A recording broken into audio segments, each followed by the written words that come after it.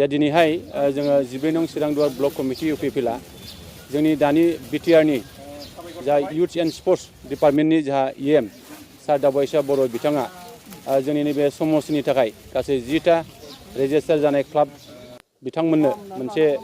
मुवा बेसाद राननायनि जोंनो बिथोन हरनाय लेखा जों दिनैहाय नैबे 12 नं चिरांदुवार ब्लक कमिटि इउपिपिएलआ जे जोंनि 10टा जिखिनि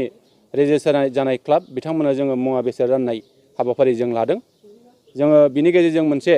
जोंनि ओनसोलनि गेलेमु बिथिङाव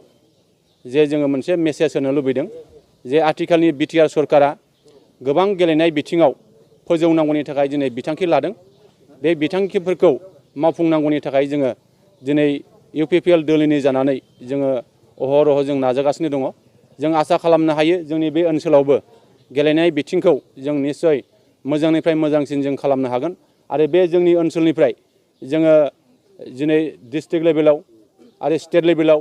आरो सेन्ट्रेल लेभेलाव जों गेलेहैनायनि माखासे थांखिफोर जों दिनै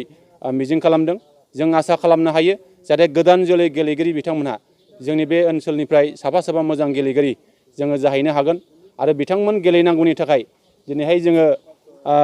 गुबुन गुबुन बिथिङाव जोङो फोरोंथाइ होनायनि हाबाफारि जोङो लानो सिगांगासिनो दङ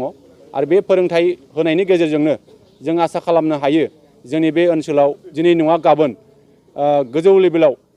जे जोंनि मुलुगनां लेभेलाव गेलेहैनानै गावखौ सासे राफोद गेलेगिरि महरै आरो गावखौ आथिङाव गसंथानायनि जे हाबाफारि आरो जे नोजोर जे बिथांखि बेखौ जोङो मोननो हागोन बेखिनिखौ जों आसा खालामनो हायो। मा बुस्थु रानलायनो दिनैहाय जोङो नैबे जोंनि मावफुं